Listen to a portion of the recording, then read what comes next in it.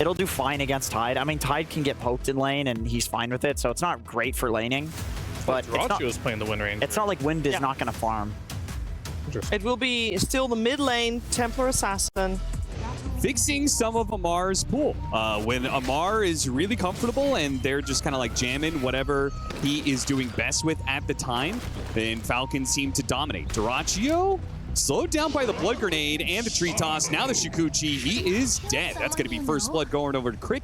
A small bit of harassment that we had back and forth between the Wind Ranger and the Chen. On paper is what you would expect. I mean, these are 3 cores that you are not going to have an easy time out CSing. Celery slowed down to a crawl and might be able to get the kill. The extra armor is helping him out, but he will eventually die to Crit. So, yeah, they're getting the better of CS. Falcons do seem to have better opportunities for kills every once in a while to help offset that. Kind of just have to play the side lanes here. This looks really rough. This new refraction against Avalanche. Avalanche just does not clear through the refraction at all. He threw an Avalanche and a toss, and the toss got blocked. The toss damage got blocked by the last refraction charge. So this, I mean, lane, we knew that was going to be rough, but I did not know that this interaction was that bad for the Tiny. Now Ace going to be body blocked up. Really good Falcons rotation from Crit.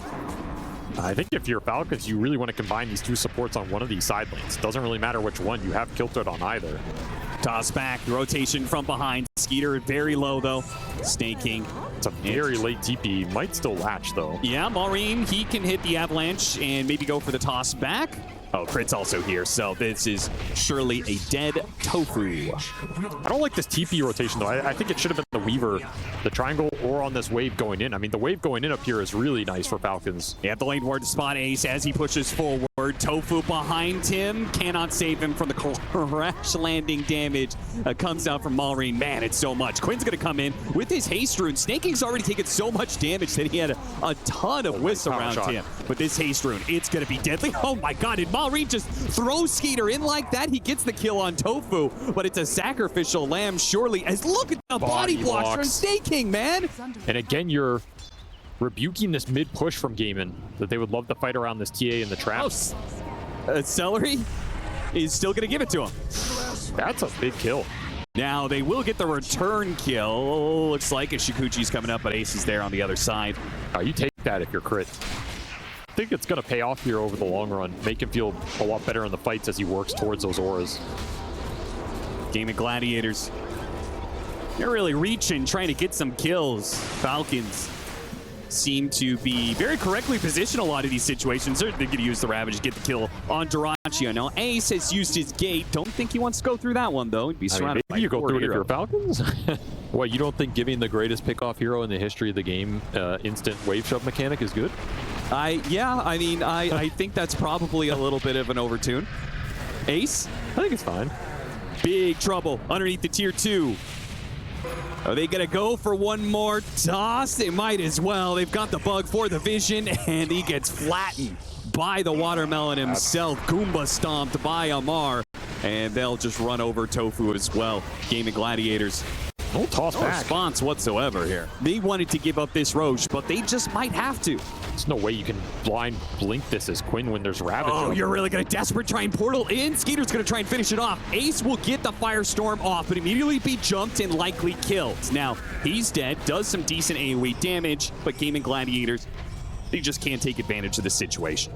I feel like that was just some macro misplay from Gaimin. I don't think that should have been as easy as it was for Falcons, especially with the Chen army you had up. This was a double troll summoner that didn't get lanes in.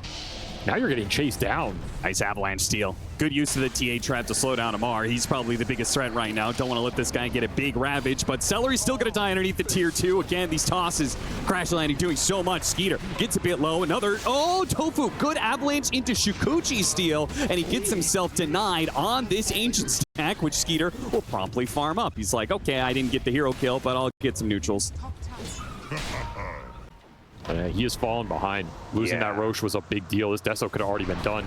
And the Templar Assassin not only losing Roshan, but losing control of Ancients, losing control of the Tormentor. Everything is going very well. So you got one BKB done on Gaimin Gladiators, but Falcons have 2. Oh, nice silence. Nice shackle turnaround. And they'll get a decent firestorm. Celery is almost already dead. Skeeter jumps in with his BKB to finish off the backline support. Doracio's going to be up next. Win run trying to back away from these tanky boys that Falcons are rocking, while Ace is making a run for it down the river. Won't be running for long, though. Run right into his grave. 18-4, 13,000 net worth lead now for Falcons. The Tide Hunter jumps in, you get a Ravage. The Ursa finds him, or the Tiny finds him. Close call. Too many things you have to hide from right now. And that'll be a constant problem for Doracio. The anchor didn't have the cooldown up for the win run. I actually don't think you have enough disables to kill any of these cores before they get off BKB, or in Amar's case, like Greaves and stuff. Well, and that may not even be a discussion, because this pick off on Templar Assassin right next to the Roshan pit, right as Roshan spawns, means that Falcons, they already probably had a free Roshan on their hands, but now it's freer than ever. which means you give the Aegis to the Ursa, the Cheese to the Tiny or the Tide, both good targets for it. It's just a two-man kill squad of Crit and Malrine will hunt down Doraccio, while they also take the Roche. Actually, did they? I don't think they ever. They didn't even do their own. Oh yeah, they did. I remember now. It was the Weaver plus Ursa. But we're gonna have another Tormentor spawning in 2 minutes on the Radiant side. Feels like very likely Falcons will be able to play for that one. Quinn gets picked off in the river. I mean, you got to take certain risks at this point. Yeah, be you out do. on the map somewhere. Otherwise, you're just gonna get starved to death. Did get an amp damage rune for his trouble. See if he can use that in 40 seconds when he's back up. Meanwhile, though, Falcons try and go for the kill on Crit. Telekinesis back into the shackle. They do manage to get the pick off. So not a core, but they get a kill on a support, and they don't even lose anybody for it. Rod of Atos just in time. Spoke too soon, though, as the Underlord comes in and is overwhelmed by heroes. 4 heroes around him. Impetus shots. Oh, is that one? That one's going to land, and it's going to do the damage to finish him off. They keep jumping forward. Skeeter hopping on to Doraccio, forcing another win run. As he backs away, whoa, Malrine gets the toss into the Ravage. As the win run was expiring, the toss by itself was going to be good enough, but Amar secures it with the Ravage at the same time. Still have Aegis for 2.5 minutes. And the tosses continue. Another toss back, but it's a TA, so able to keep the refraction up. Blink backwards, doesn't get him far enough away. Falcons just able to run him down even after the blink, and diving well past tier 4s with 0 punishment, it seems. Malrine tosses Amar out of the pit that he was stuck in, and back to friendlier skies. Another game where Tiny dominates it pretty much from the 10th. That's the second he had Blink in this game. Just felt like Gaimin got nothing done. Oh, nice stolen toss there from Tofu, which might lead to the pickoff on Snaking. Yeah, he's going to die into the focus fire. They don't have focus fire for the rest of these heroes, but Amar's getting a little bit low. They have to back away, though. A heal. Celery can't contend with the damage buildup from Skeeter. Does way too much. Goes into the fountain for a little bit there. Cops some damage. Now he still has the Aegis. The toss. Avalanche from behind from Malrine. Does big damage from Gaimin Gladiators. Skeeter goes back into it. Finishes off the Underlord. Now turns to Doraccio. The win run's only going to last so long. He can't catch up to Malrine. Can't finish the job. And now he'll die. Oh, never mind. Another win run. And he's okay for now. Power shot gets thrown out. They do manage to take away that Aegis. A silence onto Crit. Oh, Yules after the Shikuchi. An opportunity here presents itself. Any disables?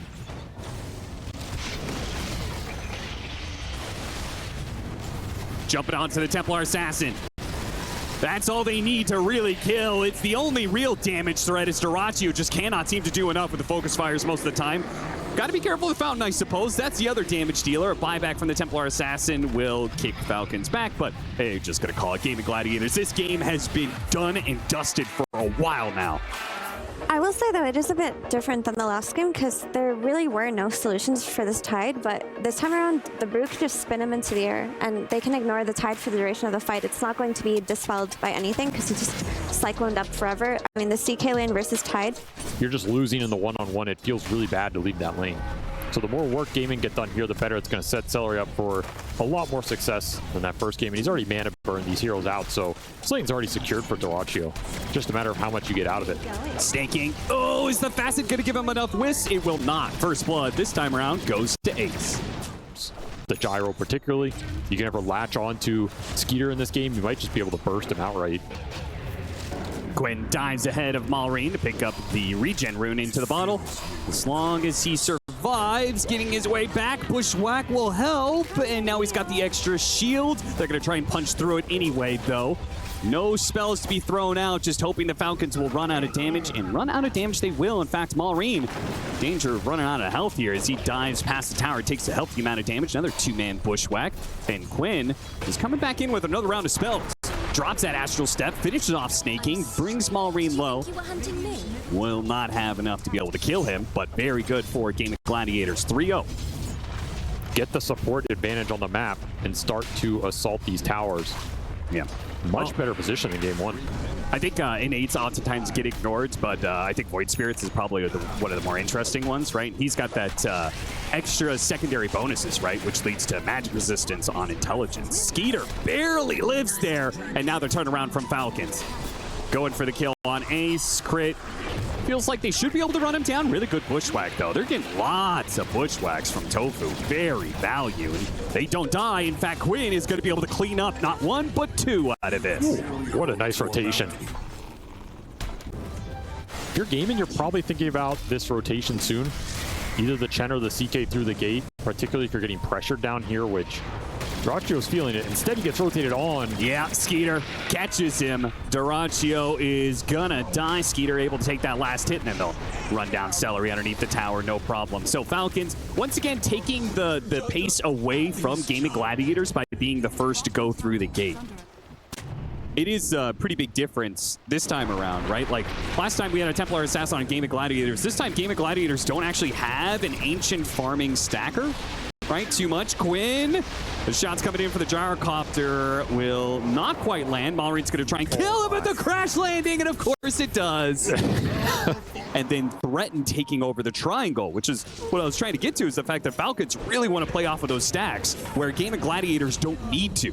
They can focus way more on just invading and keeping the gyrocopter and Tide Hunter away from those ancients. A lot of recovery farm for the Tide and the Tiny, who are just fighting over it right now. Blink done for the Tiny. Mech coming out soon for this Tide. You'll get a quick little pickup here. Nice little find by Duracio, creating some map pressure of his own. You need maybe get a nice little pickup on the way back. Not the target you want to run into. Arcane Rune, always great for a Tiny. There's 14-minute Wisdom Runes also out there. Mar just faking the Ravage, just seeing if he can get... actually got a toss back into the Ravage with a Shackle holding him for half a second. It's not enough. He gets a jump away. The missile's coming in. He didn't actually dodge the missile, but it looks like he's going to be fine anyway. Toss over. The Brewling's taking a lot of damage. The Brewlings are going to get burnt out. Oh, the Brewmaster ultimate not strong enough, at least not in a 1v4 pretty much. Nobody of Gaimin Gladiators really backing him up there. And they'll get extra kills, of course. Malrine jumping forward, getting his hands on whoever he can, throws them back into the team. Tofu will join Ace in death. Oh, the avalanche was just off the mark. Man, Malrine almost found a third kill for them. And that Chaos Knight is not going to be joining these fights for a little bit while longer, as he's trying to finish up that Orchid, which will be very influential when it is up. A nice pickoff on the enemy carry is lined up for Gaimin Gladiators. Ace will commit to it, diving into the tier 2, and Amar's TP comes way too late, plus he doesn't have Ravage. Yeah, just comes in to collect the farm that Skeeter will miss, of course, with that death. ATF never misses a CS. Incredibly tanky with Mech Hand of God behind him. Yeah, on that line of thought, do you think, how well do you think Tide Hunter, Quinn got tossed back? Great jump once again from Falcons, playing off the high ground ward. Malrine not dropping that initiation whatsoever. Another pick off on Quinn. So they may not be shutting down the Chaos Knight, but they're certainly doing a lot of work against this Void Spirit, though. The Gyrocopter's in trouble once again. A toss over helps out, but Gyrocopter still dies ultimately. Duracio running low on illusions. It's just his hero left, and he's in way too deep at this point in time. He's going to go for the kill on crit and just hope that he can find another one. Oh, nice Bushwhack. Maybe he gets the kill on Malrine before he goes down. Turns back around, tries to grab him, but a Shackle Shot holds him in place. He's going to go for some armlet toggling, but he's just against too many odds here, while Snaking distracts the other two supports. Might even be able to slow him down long enough to get the kill as Malrine finds his prey. Quinn jumping back in. Beautiful bushwhack on 3. Quinn will finish off the Tiny. Now Ravage is going to go down. That will catch the Hoodwink and actually clips the Void Spirit in the back lines. Now, can this Void Spirit kill some of these supports? They've got the Brewmaster, who's also going to be coming in here. Amar is just going to ignore everybody. It's a very tough target with Greaves. And now that they've got another damage dealer behind them with a gyrocopter as well, things not looking the best for Gaimin Gladiators. The shackle shot into the missile doesn't quite land. The missile is going to be disjointed by an Dissimilate. It shows you how little faith Ace has in this Brule to do work here. Yo, yeah. Just doesn't even want to pop it. You're looking for this Manta on the Void Spirit too would be a big item. And if you lose him here, you might lose control of this 20-minute Tormentor. Once again, Ward dropped down so they can get the initiation 100-0, and they are on top of this area for Tormentor as well. 2 BKB timing is going to be strong enough to contest Gaimin Gladiators. Trying to catch Skeeter right now. Does not have that BKB yet. He's 150 off. Oh, he may need a few more minutes after this one to get that BKB, as he is definitely caught here.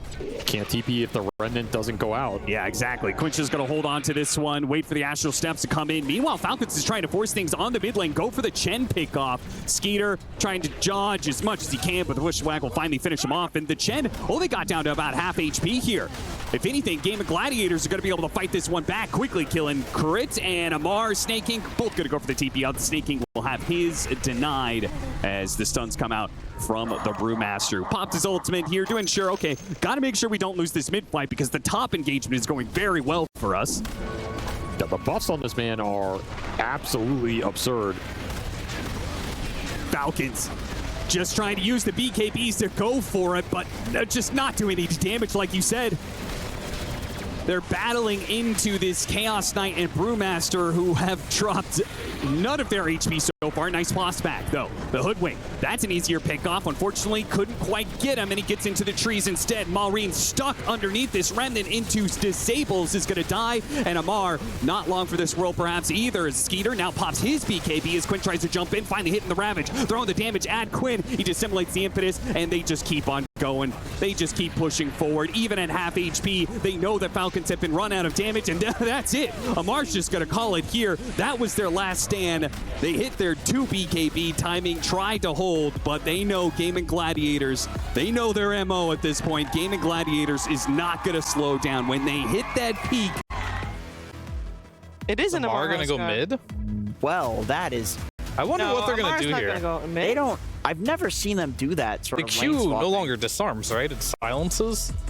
You'd just be GGing yourself. yes, which is where the silence may actually be a buff, right? I think for so many matchups, the change from a disarm to a silence is actually a big downside for the Huskar, but against this matchup specifically, could be very good. Dyrachyo is going to get run down, so it's going to be snaking. His damage over time from the dual breath ends up snagging the last hit over Maureen. So not expecting them to run away with the lanes like they did with the previous Brewmaster game. And it's Crit who gets his hands on the Hoodwink this time as a result, which was a dominating force. Nice dual breath, big damage. Tofu's going to go down, and snaking will be able to stay out of the hands of Ace. So 2-0 now to the favor of Falcons as Ace. He's going to come back to a level 5 Huskar. So there's going to be one more really hard window for Quinn to get through here. Going for Crit. Only a 1 second stun, but that's one that is more than enough. Yeah, a little out of position. Zero does a lot for Gaimin. They get their hands on that Chen CK again. Very strong. Shakiro's going to get shot down by Tofu, so Sapphire does continue to have a winning presence in this off lane. Though, nobody can rotate to help out Quinn in this matchup. You know, the Huskar is being so aggressive, but Gaimin Gladiators seemingly don't really have the best heroes to be able to do something about it. They're going to go for the kill on Chen here as Maureen cuts over. Give him a bit of mana, and he's got enough to be able to kill Celery. Crit is going to get low. Dyrachyo's making his way over. Is he fast enough to be able to spy the Hoodwink, pull him back in, and get the hit? One hit is not enough. He needs a second one. Crit turns around, hits him with the Bushwhack, and now this is just a lot of downtime for Dyrachyo. Even if he gets this kill, which duck it away into the trees, he'll be able to find it eventually. But it is still It has not managed to win this lane. It's about to get a little bit worse with the Chen rotating from behind. They're going to go for back-to-back kills onto Skeeter. Cookie sets it up, hits 2. They are both burning here. Skeeter turns around, throws out a 1 stun, but now he finds that Dyrachyo has made this rotation. The same rotation he made in last game as the gyrocopter. Dyrachyo returns the favor in game 3 for a double. Man, that is a beautiful rotation. I mean, very similar to that game too. Like you said, Skeeter made that to kind of dodge the gank or the pressure in his lane, make the first move. Dyrachyo, I'm not sure exactly what prevented it, but this is the type of snowball action you want. It's where Chen's really powerful. Some of it's just got to be the fact that he would be rotating into an Enchantress, right? So part of it is you're coming with this creep, and then the Enchantress just takes it away from you. Like, okay, there's like 60% of your strength just gone. I can't believe Snaking went back up here. This is just a dead tower. Like, there's no way you're going to be able to go back here. Even if Dyrachyo wasn't there, H just pops ult and solo kills you. But, I mean, ATF's very high level. Yeah, him and Malrine, top 2. And Malrine's about to get some more gold on Tofu. Knocks him back down for that high ground. Nowhere to hide. Stacked up massively last game. They scan it out. Oh, they're going to smoke break on each other right on the corner. Seller drops a high ground ward, spots it. Malrine spots him and gets the grab with a macro pyre that guarantees a fast kill on not just the Chen, but his army as well. Power rune is top.